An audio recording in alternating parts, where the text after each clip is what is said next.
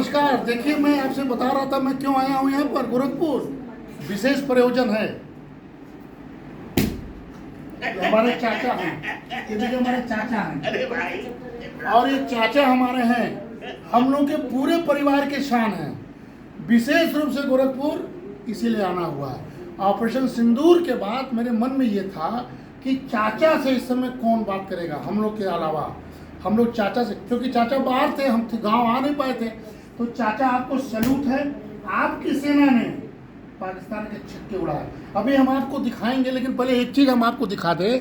देखिए, विशेष रूप से देखिए, ये राष्ट्रपति 1996 में जब शंकर दयाल जी थे, चाचा जी को ये विशेष सम्मान मिला था। उसमें ब्रिगेडियर थे, देख लीजिए, ब्रिगेडियर गोविंद जी को। राजपूत रेजिमेंट में हमारे ब्रिगेडियर थे। मैं भारत का राष्ट्रपति शंकर दयाल शर्मा आपके उत्कृष्ट सेवा को मान्यता देते हुए आपको विशिष्ट सेवा मेडल प्रदान करूँ। विशिष्ट सेवा मेडल सेना में बहुत बड़ा शान की बात है। ये देखिए, दूसरे ये देखिए, इंदिरा गांधी जब प्रधानमंत्री थी तब ये चाचा उस समय इंदिरा गांधी को भी अपने शूरवीरता से प्रभावित किए थे। हमारे चाचा हैं, ध्यान से आप लोग सुन लीजिए।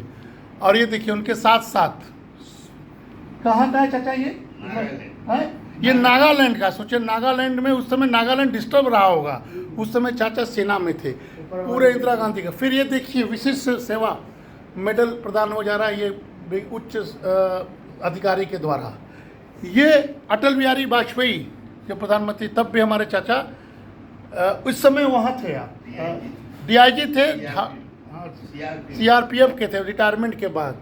ये देखिए, KR नारायणन हमारे चाचा जी को 2002 में मैं भारत का राष्ट्रपति KR नारायणन आपकी विशेष सेवा को मान्यता देते हुए आपको राष्ट्रपति का विशेष सेवा मेडल प्रदान करता है। यानी शंकर दयाल शर्मा और नारायणन जी, ये दो राष्ट्रपतियों ने चाचा को विशेष सेवा मेडल प्रदान किया है। अडवाणी साहब गृह मंत्री थे, उन्होंने प्रेजेंट। ये देखिए, अडवाणी साहब के साथ एकदम गुफ्तगू कर रहे हैं। जब वो गृह मंत्री थे तो CRPF में चाचा उस समय DIG थे।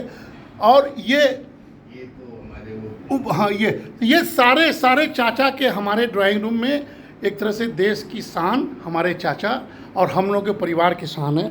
हम लोग विशेष रूप से हमारे चाचा देखे बैठे हुए। अब चाचा से हम ये चाह रहे हैं कि चाचा एक चीज़ बताइए, ऑपरेशन सिंदूर हुआ, आपको उस समय कैसा लगा? हमारे चाचा कई युद्ध भी लड़े हैं, कई युद्ध में उन्होंने अपने देश के लिए लड़ाई भी ली रही है, खुद सीमा पर भी गए हैं।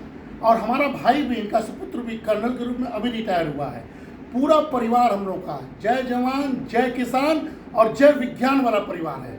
और कृषक तो हम लोग समाज के ही हैं। तो चाचा को इस समय सलामी देने आया हूँ। चाचा, आप बताइए कि आपको सिंदूर के बाद, ऑपरेशन सिंदूर के बाद कैसा लगा?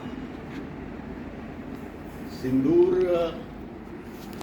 ऑपरेशन सिंदूर जो आतंकवाद के खिलाफ हमारे शीर्ष नेतृत्व ने देश के इसका निर्णय लिया, और सबसे बढ़िया निर्णय ये है कि हमने चुन के उनके आतंकी ठिकानों को बर्बाद किया और हमने अपने प्रिसीजन हथियारों के साथ जो उनका गढ़ था आतंकियों का, जो उनके हेडक्वार्टर्स थे, और वो भी पाकिस्तान के अंदर घुस के मारा, उनको बर्बाद किया।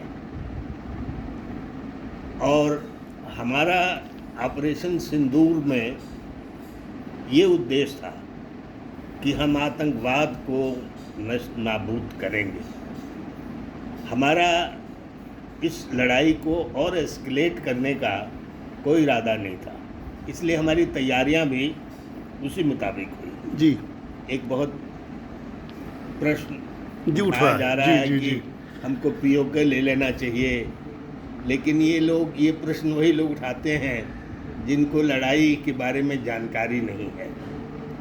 POK लेने के लिए हमने अपने सैन्य शक्ति को मोबिलाइज करने की ज़रूरत पड़ेगी। हमारी जो ऑफेंसिव फॉर्मेशंस हैं, जो पीस स्टेशंस में बैठे हुए हैं, उनको मूव करना पड़ेगा और उसके लिए समय लगेगा। जी, तो ये हमारा उद्देश्य था ही नहीं, लेकिन जो हमारा उद्देश्य था उसको हमने पहली ही रात हासिल कर पूर्ण कर लिया। वाह, चाहे वो आर्मी द्वारा आर्टिलरी फायर से उनके जो बॉर्डर के साथ उनके कैंप्स थे, बेसेस थे, उनको उड़ाने का हो, या पाकिस्तान के अंदर जो उनके ठिकाने थे उनको बर्बाद करने का। हमने पहली रात ही ये हासिल कर लिया था।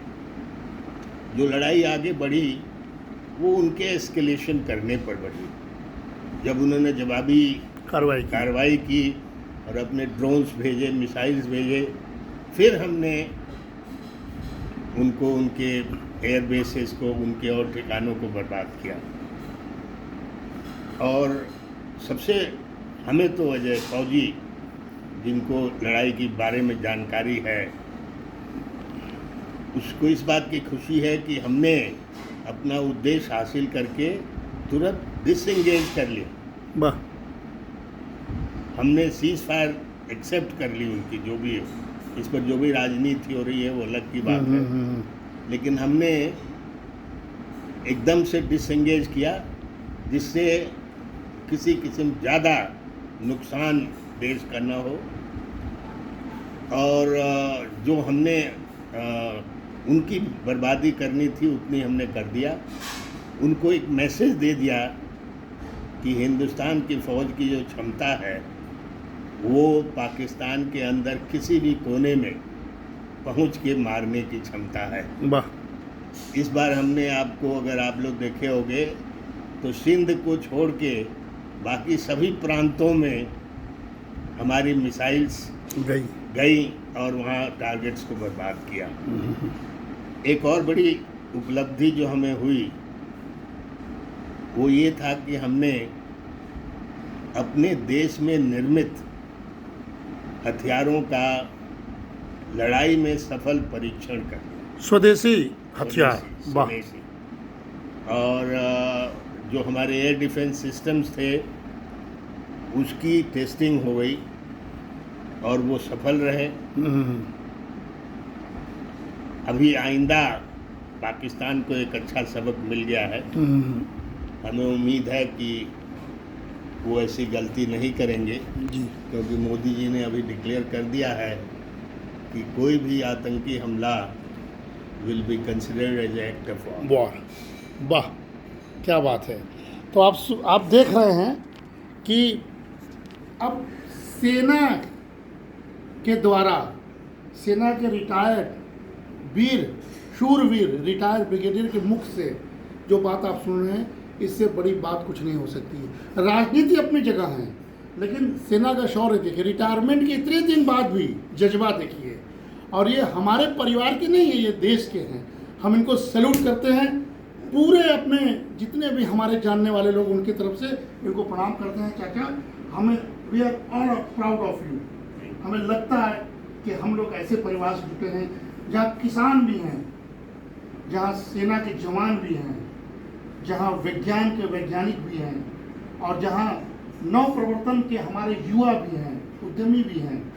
और ऐसे संयुक्त परिवार के आप हमारे इस समय मुखिया हैं। आपने हमें आशीर्वाद दिया, आपको बारंबार प्रणाम। इसी तरह आशीर्वाद परिवार पर बनाए रखिए।